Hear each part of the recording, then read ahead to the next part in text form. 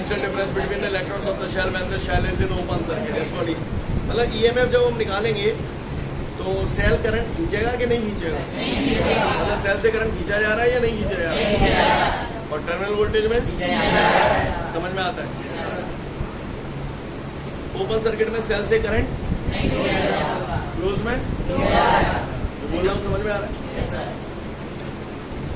अगला क्वेश्चन क्या है इसके बाद, न्यूमेरिकल है। न्यूमेरिकल कल मैंने लास्ट कौन सा कराया था आपको, E1/E2 बराबर L1/L2, ये मैंने कराया था। इसके बाद न्यूमेरिकल दिया हुआ है, चलो वो इकट्ठे ही होंगे, अब आगे बढ़ जाओ। इसके बाद होगा derive the relation for the internal resistance of the cell with the help of potentiometer on the basis of following heads. मिला, समझ गए, मिल गया। एक बात बताइए,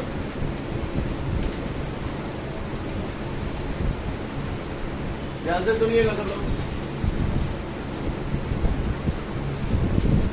ये सेल है, सोच समझ के जवाब देना, दोनों की तरह रिएक्ट मत करना।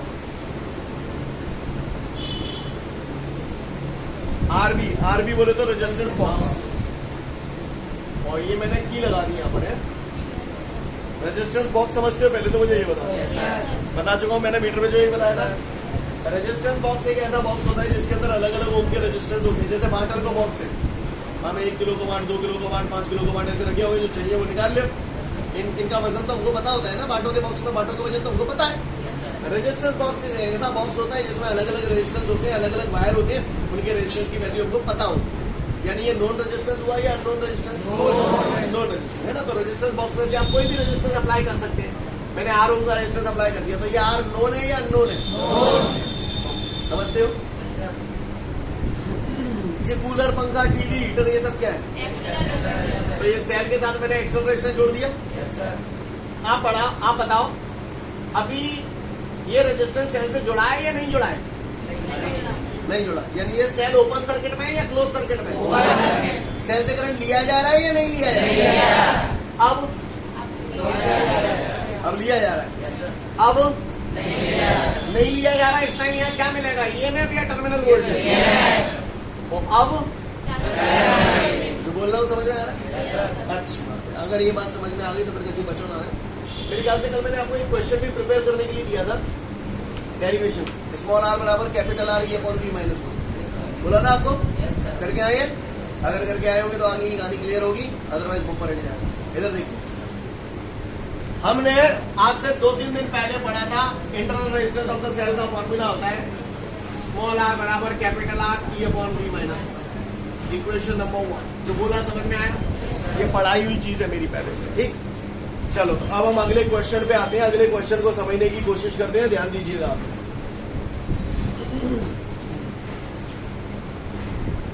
पोटेंशियोमीटर, तो जैसे पोटेंशियोमीटर बोलते हैं हमारे दिमाग में फिगर आता है उसका, सबसे पहले प्राइमरी सर्किट, फिर प्राइमरी सर्किट में क्या जोड़ते हैं बताओ,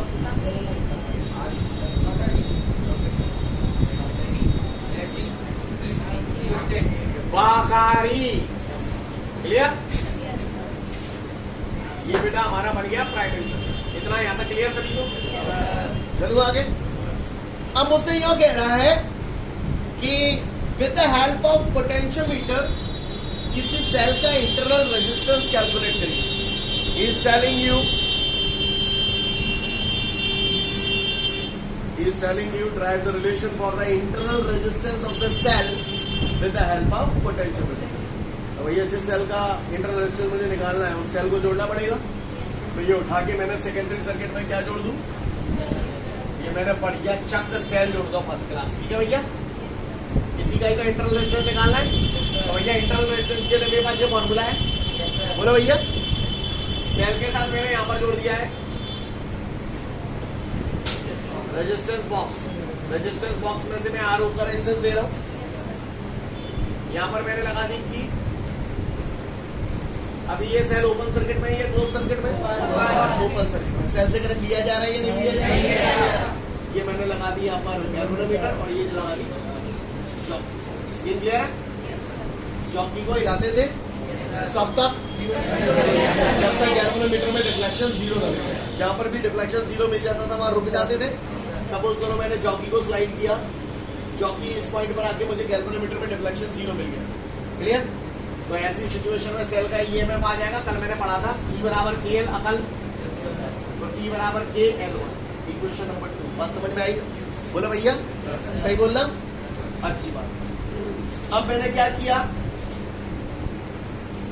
अब ये सेल कौन से सर्किट में आ गया? क्लोज सर्किट में आएगा। तो अब क्या मिलेगा? ईएमएफ मिलेगा, ये टर्मिनल और E की जगह क्या लिख दूं? फिर से मैंने जॉकी को चलाया, कब तक चलाया? यहाँ पर भी 0 मिल जाएगा, बैलेंसिंग लेंथ मिल जाएगी। क्या मान लूं? L2, तो क्या लिखूं यहाँ पर? Equation number third. Equation third में डिवाइड किया इक्वेशन सेकंड में E/V है ना, इक्वेशन सेकंड में डिवाइड किया इक्वेशन थर्ड का। चलो भैया, LHS में LHS का क्या आपको बात समझ में आई? K से K कट गया, E/V बराबर, put the value of E/V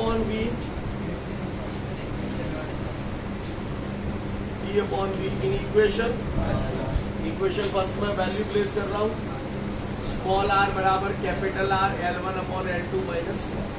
हो गया? समझ में आ गई बात? कर लोगे? 4-4, 5-5 नंबर के क्वेश्चन आते हैं, सड़े से क्वेश्चन कहानी समझ में आ गई? फिगर बना ही लोगे, डेरिवेशन ऑफ फॉर्मूला कर ही लोगे। अब मुझे जो कह रहे हो ऑब्जर्वेशन टेबल बनाओ, तो वो मालूम है ऑब्जर्वेशन टेबल में पहला कॉलम, हाँ ठीक है, वेरी गुड। अब आप बताओ मुझे, स्मॉल r की वैल्यू निकालने के लिए तुम मुझे कहाँ मांगोगे? R चाहिए होगा, L1 चाहिए होगा, L2 चाहिए होगा, तो वो लिख दे बस R L1 L2, लास्ट में फॉर्मूला लिख दो। समझ में ही नहीं आई होगी, क्या कराना होगी? इतने नहीं समझ में आएंगे तो खाली गोगा जीतेगा वो ऐसा तो बना ही लेंगे, और जो अच्छा पढ़ते हैं बिना क्या भर भरा देंगे। क्या लिखेंगे? सुनो, क्या मैं क्या लिखना चाहिए तुम्हें बताऊँ? R का है resistance applied from the resistance box, समझ गए? L1 क्या है? Balancing length. कब? जब सेल, हाँ, balancing length of the cell when the cell is in open circuit. L2 balancing length of the cell when the cell is in close circuit. और ये formula precautions वही है जो पढ़ चले आ रहे, जो कल पढ़ाई भी जा। समझ में आई बात? पढ़ लो।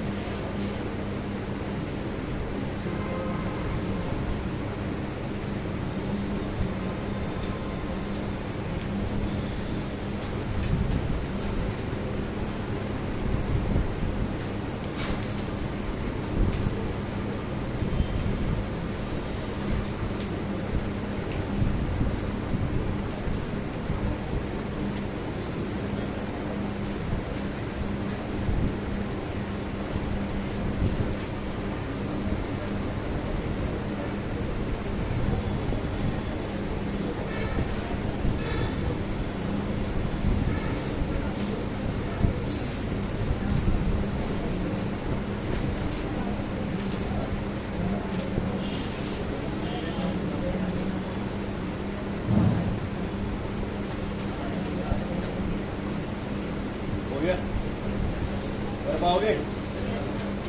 आए इंटरनल रेजिस्टेंस के लिए जो फॉर्मूला लगाओ, यहाँ में L1 का है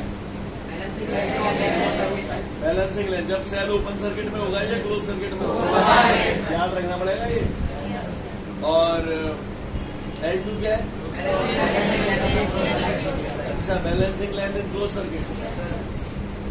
अगर मैंने सेल रेजिस्टेंस पे जोड़ दो है, सुनना, सेल रेजिस्टेंस पे जोड़ दो है तो मुझे बैलेंसिंग लेंथ 150 सेंटीमीटर मिल रही है। तो बताओ ये 150 सेंटीमीटर का की वैल्यू है। अच्छा, और अगर मैंने रेजिस्टेंस सेल में जोड़ो नाने तो L1 मिलेगी। जो बोला बल्ले बड़ा, अच्छा बड़े समझदार हो। कहा पोटेंशियोमीटर से जो तुमने कहा निकाल लो है को क्या का मतलब पोटेंशियोमीटर से मैं किसी सेल का इंटरनल रेजिस्टेंस भी कैलकुलेट कर सकता हूँ। अच्छा, ऐसे एक सेल को निकाल लो, ऐसे ही दोबारा एक्सपेरिमेंट करके दूसरे सेल को निकाल ले वो, और दो सेल को आ जाओ तो कंपैरिजन करने के लिए दो को रेशो निकाल ले वो। यानी मैं पोटेंशियोमीटर से दो सेलों के रेजिस्टेंस को कंपेयर भी कर सकता हूँ। बोलो भैया। तो सुनो, काफी सारे क्वेश्चन आपके एक साथ एक ही शॉट में क्लियर होंगे, इसलिए ध्यान से सुन लीजिएगा। केवल जो प्रवचन दे रहा हूँ वो सुन लो। पोटेंशियो, हेलो आवाज ही चली, मेरी आवाज पीछे तक प्रॉपर सुनाई दे रही है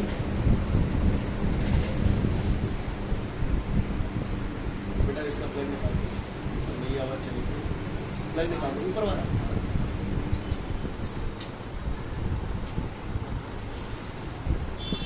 पोटेंशियोमीटर से किसी सेल का ईएमएफ कैलकुलेट कर सकता हूँ। क्लियर? पोटेंशियोमीटर से दो पॉइंट के बीच का पोटेंशियल डिफरेंस निकाल सकता हूँ। पोटेंशियोमीटर से दो सेलों के ईएमएफ को कंपेयर कर सकता हूँ। पोटेंशियोमीटर से किसी सेल का इंटरनल रेजिस्टेंस भी कैलकुलेट कर सकता हूँ। पोटेंशियोमीटर से सेलों के इंटरनल रेजिस्टेंस को कंपेयर भी कर सकता हूँ। बोलो भैया।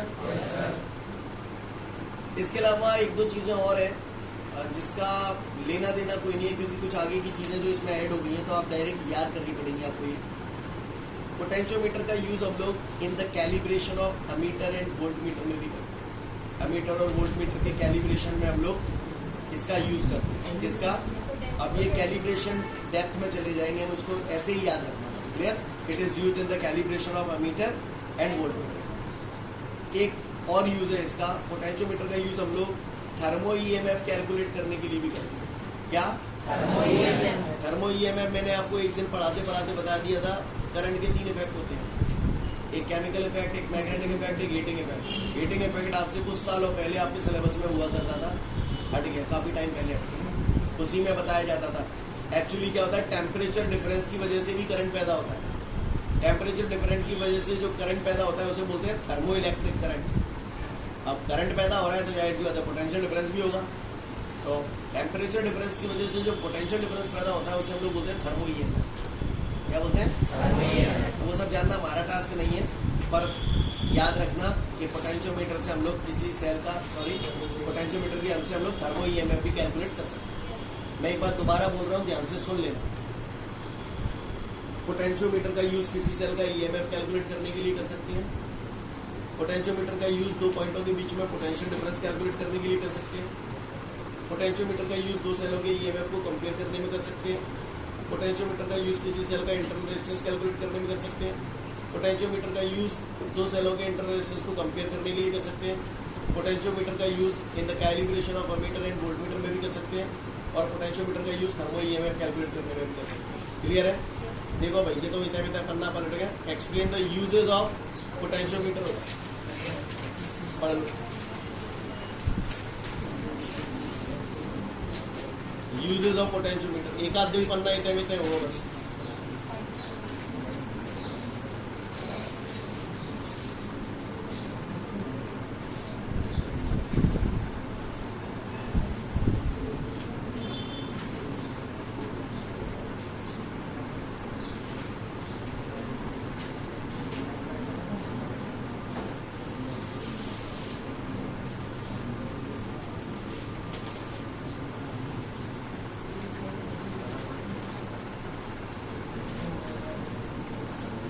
हो गया? 2-3-4 पॉइंट भी याद देंगे तो पर्याप्त। आगे बढ़ो, यूजेस कर लोगे। अब मुझे एक बात बताओ, सोच समझ के जवाब दें। ये जो पोटेंशियोमीटर आप पढ़ रहे हो, बार बार मैं चौकी को हिला के कहाँ पे ले आता था, तो इसका मतलब पोटेंशियोमीटर जीरो डिफ्लेक्शन मेथड पर बेस्ड है। इसकी तुलना में मार्केट में एक डिवाइस और आता है, इसके कंपटीशन में एक और डिवाइस है जिसका नाम है वोल्टमीटर, जो मैं आपको आगे आने वाले चैप्टरों में पढ़ाऊंगा, पूर्व में पढ़ाऊंगा। घरों में मोटर देखी हुई आप, स्टेपलाइजर देखो, स्टेपलाइजर में स्केल सो लगो रहते पैमानों सो हमें कांटो रमक भी करते मैं देख के बता दी थे कितने वोल्टेज आया रहो, तो वो वोल्टमीटर ही होता है। कांटो रमक रहो जाको मतलब वोल्टमीटर कहीं ना कहीं सोर्स से करंट खींच रहा है, तभी तो वो बता पा रहा है कितना वोल्टेज है। सही बोल रहा हूं? तो वोल्ट मीटर जो होता है वो सोर्स से कहीं ना कहीं कुछ ना कुछ करंट खींचता है, तभी तो वो डिफ्लेक्शन शो कर पाता है। क्या volt meter zero deflection method पर बेस्ड है? नहीं, वो तो हमें रीडिंग बताता है कि इतनी रीडिंग है। Volt meter is based on the deflection method, potentiometer is based on the zero deflection method. क्या बोल रहा हूँ, समझ में आया? दूसरी बात, चूंकि वोल्ट मीटर डिफ्लेक्शन मेथड पे बेस्ड है तो इसका मतलब वो सोर्स से कहीं ना कहीं कुछ ना कुछ करंट खींचता है, यानी it draw the current from the source. लेकिन जहां में तो तुम जीरो लाता हो तो it does not draw any current from the source. Yes और नो? और सुनो, गलती कब होगी? जब कचुक करेंगे, कचुक करेंगे भी तो गलती होगी। अब गौर से देखिए, वोल्ट मीटर में कांटो कौन से नंबर पे मुझे देखना पड़ता है, रीडिंग लेनी पड़ती है। घड़ी में देख रहा हूं, समझना, घड़ी घड़ी देख रहा हूं मैं, आप बताना सोच समझ के। ये भी घड़ी होती है और एक डिजिटल घड़ी भी होती है, जहां में नंबर लिखे रहते हैं, जिसमें एरर होने के चांसेस है, जिसमें डिजिटल में एरर होने के चांसेस है, जिसमें चांसेस है। इसकी रीडिंग में हो सकता है कांटो ने कहा देते मिते चिका चिकी में तुम इतने मिते बता जाओ, लेकिन डिजिटल घड़ी में एक्यूरेसी ज्यादा होती। समझ रहे ना मेरी बात को? जहां पे मैं क्या कर रहा हूँ, बेर बेर जीरो ले आता हूँ तो रीडिंग लेने की जरूरत ही नहीं पड़ती ज्यादा। लेकिन उसमें वोल्ट मीटर में क्या होता है, हमें देखना पड़ेगा कांटा का है, तो वहां पर देखने में थोड़ा बहुत इधर उधर हो सकता है। नहीं है मेरी बात, बोलो आपको मेरी बात समझ में आ रही है? नहीं है? आ रही है बात समझ में? अगर आपको ये बात समझ में आ रही है तो इसका मतलब मैं ये कहना चाहता हूँ, चूंकि पोटेंशियोमीटर जीरो डिफ्लेक्शन मेथड पे बेस्ड है तो इसलिए वहां पर हम जो भी मेजरमेंट करते हैं उसमें एक्यूरेसी होती है, एरर नहीं होता। लेकिन वोल्ट मीटर में रिफ्लेक्शन पढ़ते हैं तो वहां एरर हो सकता है। क्लियर? पोटेंशियोमीटर मल्टीपर्पज है भाई साहब। सेल को ईएमएफ को कैलकुलेट कर लूं, दो सेलों के ईएमएफ को तो कंपेयर कर लूं, दो पॉइंटर के बीच में पोटेंशियल डिफरेंस तो निकाल लूं, दो सेलों के रेजिस्टेंस को कंपेयर कर लो, एमीटर और वोल्ट मीटर का कैलिब्रेशन कर लो, थर्मो ईएमएफ कैलकुलेट कर लो, दुनिया भर के काम कर लो। लेकिन वोल्ट मीटर केवल एक ही काम करता है, वोल्ट मीटर केवल दो पॉइंटों के बीच में पोटेंशियल डिफरेंस निकालता है। कौन सा बढ़िया हो? इसकी सेंसिटिविटी ज्यादा हुई क्योंकि बातें दुनिया भर के काम कर पा रहे हैं, लेकिन वोल्ट मीटर ले दे के एक ही कर रहा है और बहुत अच्छे से ना कर रहा है, एरर होती है। डिफ्लेक्शन मेथड में बेस्ड है। नहीं, ये बात समझ नहीं है? क्लियर है? समझ गए? समझ गए? पोटेंशियोमीटर से क्या क्या कर सकते हो? सुनना, मैं ही बोल रहा हूँ, सुन लेना। पोटेंशियोमीटर से ईएमएफ भी कैलकुलेट हो जाता है, दो पॉइंटों के बीच में पोटेंशियल डिफरेंस भी कैलकुलेट हो जाता है। समझने बोलूँ लाइन से, समझ गए ना? दुनिया भर के काम कर लेते हैं वोल्ट मीटर से, केवल दो पॉइंटों के बीच में पोटेंशियल डिफरेंस बताता है। पोटेंशियोमीटर जीरो डिफ्लेक्शन मेथड पे बेस्ड है। वोल्ट मीटर पोटेंशियोमीटर से जो भी रीडिंग ले रहे हो आप उसमें कोई एरर नहीं होगी, इसमें हो सकती है। बात समझ में आ रही है आपको? सोच लो, पोटेंशियोमीटर सोर्स से कोई करंट ड्रॉ करता है क्या? वोल्ट मीटर करता है क्या? समझ में आ रहा है? डिफरेंस बड़ा वही नहीं होगा पोटेंशियोमीटर और वोल्ट मीटर।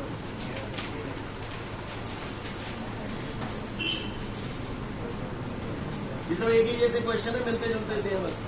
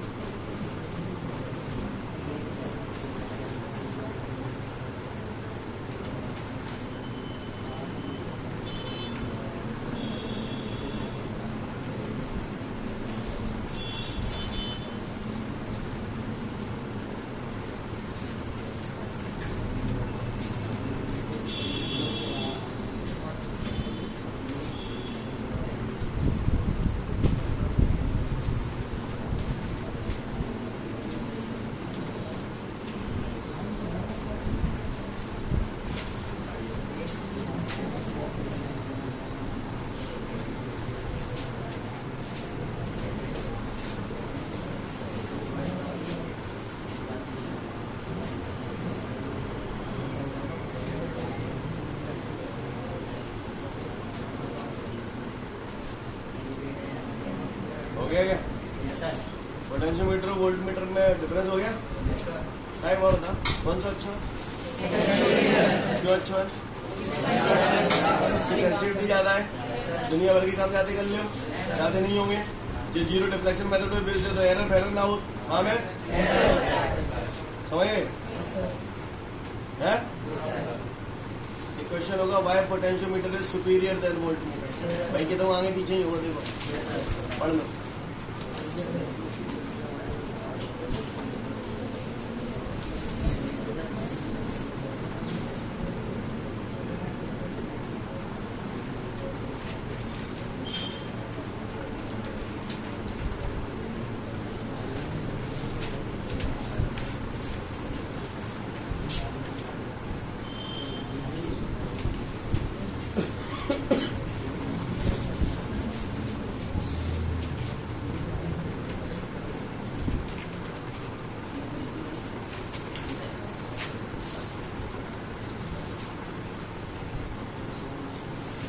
हो गया होगा सबका।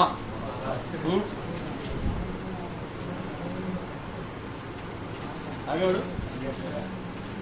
मेरे ख्याल से अब न्यूमेरिकल रह गए होंगे, बाकी क्या तो सब हो गया है ना।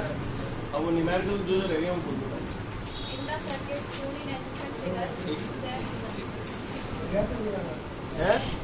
हो गया, करा दिया ये वाला, करा दिया।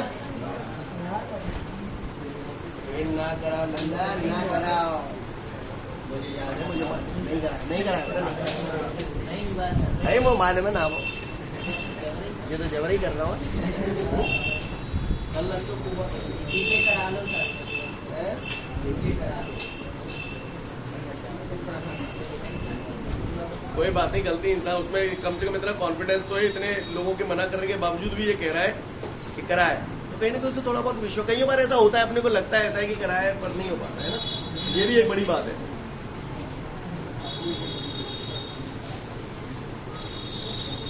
और हम में से कुछ लोग इतना कमीनापन देते हैं कि यहाँ से जब जाते हैं तो वो बोर्ड पे जो थॉट लिखे रहते हैं उसमें चौक पे ये उंगली चलाने की आदत किसको है?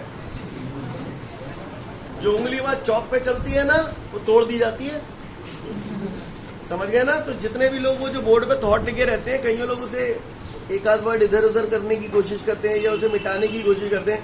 प्लीज ऐसा ना किया करें, क्योंकि शायद आप जानते नहीं है, लेकिन एक थॉट इंसान की जिंदगी को बदल सकता है। तब किसकी जिंदगी बदल जाए कोई भरोसा नहीं। आप लोग पढ़ते हैं उन थॉट्स को कि नहीं पढ़ते? कितने लोग पढ़ते हैं? रेजो ने पता है, एक बात बताता हूं आपको, जिंदगी में हम लोग बहुत कुछ पढ़ते हैं,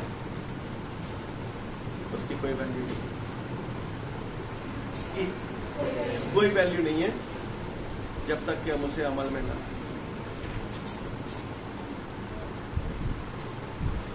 ज्ञान भरा पड़ा है इस दुनिया में, लेकिन कैश उसे वही कर सकता है जो अमल में लाए। क्लियर? क्रियान्वित करना पड़ता है चीजें। जानते सब है ना, जानते सब है, बस अमल में नहीं लाते। वरना सबको सब कुछ पता है, क्या करने से अच्छा होगा, क्या करने से बुरा होगा, पर सुधरते सब जानते हैं। हम तो दरिया हैं, अपना हुनर जानते हैं, है ना। जहाँ जाएंगे रास्ता बन जाएगा, मसाला जाएंगे तभी तो बनेगा ना, जाते ही नहीं। खैर आगे बढ़े, आगे बढ़ते हैं। गांव वालों को, गांव वालों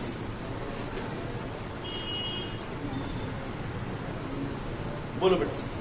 In the circuit shown in adjacent figure, cell E1 is of EMF 3 volt बोल दो and internal resistance 0. हाँ The length of the resistance wire AB is 60 centimeter हाँ and the length of AC part of wire is 25 centimeter. हाँ When a cell E2 is connected between the points A and B, हाँ no current is drawn from this cell. Calculate first potential gradient of wire AB. Second, EMF of the cell E2. हाँ हाँ हो गया। इसमें figure दिया हुआ आपको है, देखा फिगर ऐसे ही बनाएगा जो मैं बना रहा हूँ।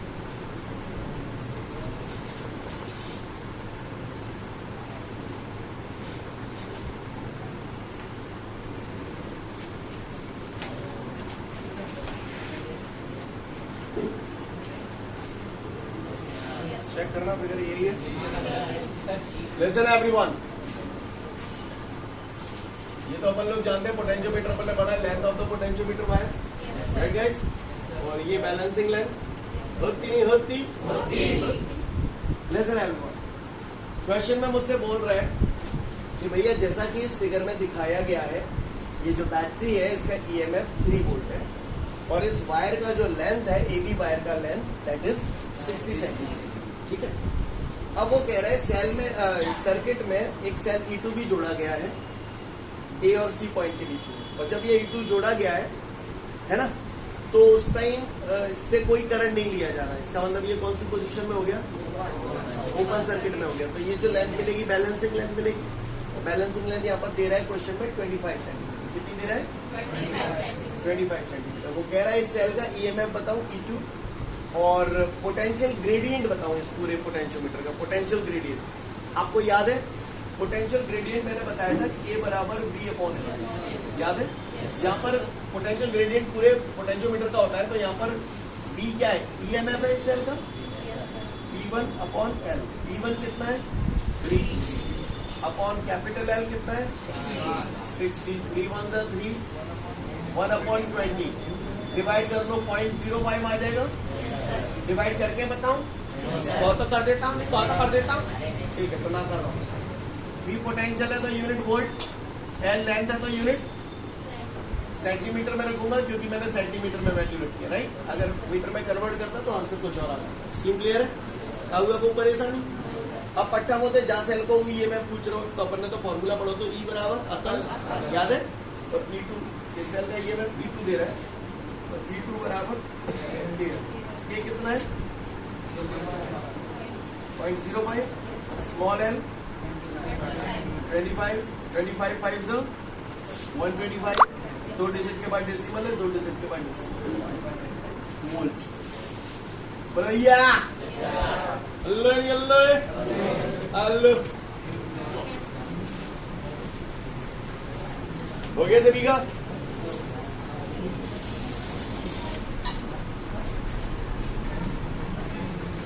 क्यों कल टेस्ट देने कितने बजे आओगे? शाम को ही आ जाना। जो लोग शाम को आना चाहें वो शाम को आ जाए। शाम को कौन से बैच में? जो लोग सुबह आना चाहें वो सुबह आ जाए। सुबह कौन से बैच में? क्लियर? इस बैच में नहीं मिलेंगे, इस बैच में हाँ नहीं मिलेंगे। क्लियर? कल आओगे तो नहीं ना 11 से 12? संडे के लिए डे दे दूं कोई निपटाने के लिए? नहीं, रहने दो, नया चैप्टर शुरू होगा ना, उसमें पढ़ाऊंगा। डे को देख के आ बता, डे देख के आ दो तो आप पढ़े तो वो काम है तो पढ़ जाऊंगा मैं कहूँ। 3 डे स्टार्टिंग के देख के आना, 1 2 3, ऐसी तो चौथे डे से पढ़ाऊंगा। बिठाऊं? हो गया होगा सभी का? है? पढ़ के आते हैं ऐसा किसने कहा? मुझे मालूम है पढ़ के आते हैं। मैंने उस दिन किरचॉफ लॉ वगैरह जब कराया तो मैंने पूछा था ना, मुझे रिप्लाई भी दिए थे कुछ लोगों ने। पढ़ के तो आते हैं आप, ऐसी बात नहीं है। और जो कमी नहीं मैंने पढ़ा के करेंगे का, मैंने तो पैसों ना पढ़ना, पैसों ना पढ़ना, सही है कि नहीं? और जो पढ़ने वाले वो पढ़ लेते हैं। आप सब तो अच्छे बच्चे। इसे बिठा दूं? अगला Where a resistance of 10 ohm is connected across the end of a cell.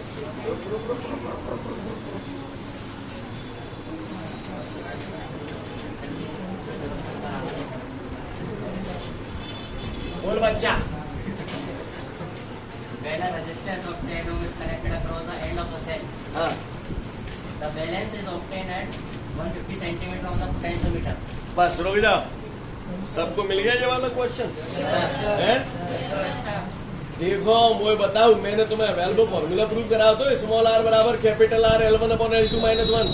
पहले मैं बताइए वहां में L1 का हो। हाँ, balancing length when the cell is in open circuit. तो जाए ऐसे बोलूं, balancing length of the cell when resistance is जोड़ो या ना जोड़ो? जब रेजिस्टेंस ना जोड़ो तब है बैलेंसिंग लेंथ L1, और जब रेजिस्टेंस जोड़ोगे तो। अब ये भाई दोबारा पढ़ रहा है क्वेश्चन, आप बताना L1 है या L2 है, बता भाई, दोबारा पढ़ जाइए line. When a resistance of 10 ohm is connected across the end of a cell, valence is obtained at 150 cm on the potential. समझ गए ना? शाबाश, मैं मर जाऊं कसम से। वो जो कह रहा है सेल से 10 ओम का रेजिस्टेंस जब जोड़ दिया जाता है तो बैलेंसिंग लेंथ हमें 150 सेंटीमीटर डिस्टेंस पे मिलती है। 150 ही रही है ना? और सुनो, और पिंजो कह रहे हो जब रेजिस्टेंस से सेल में से निकालता हूं तो बैलेंसिंग लेंथ ऑब्टेन करने के लिए मुझे जॉकी को 30 सेंटीमीटर और आगे बढ़ाना पड़ता है। Yes, sir. तो अब क्या मिलेगा मुझे? L1 कितने की जाएगी?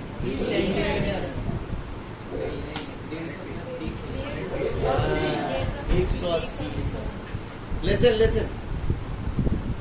सेल था, सेल से रेजिस्टेंस जुड़ा था यानी क्लोज सर्किट, तो बैलेंसिंग लाइन 150 पे मिली।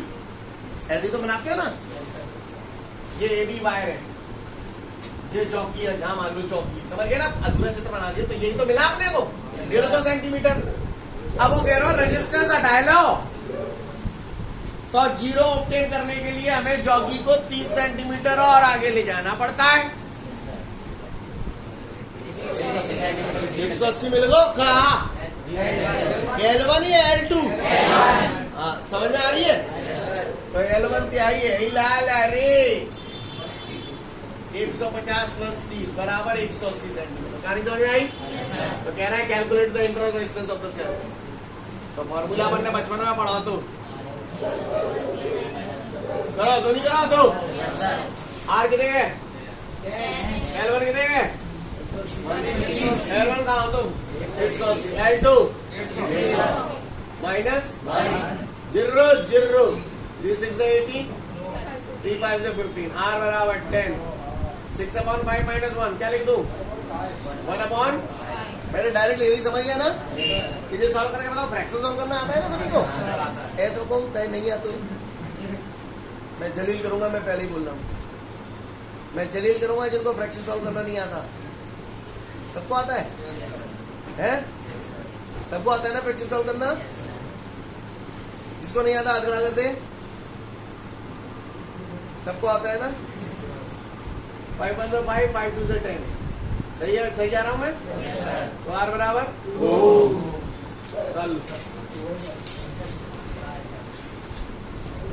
खत्म करें आज की कहानी। बहुत बर्दाश्त कर लिया आप लोग, कब तक सहोगे नहीं? अगला चैप्टर खोल लो।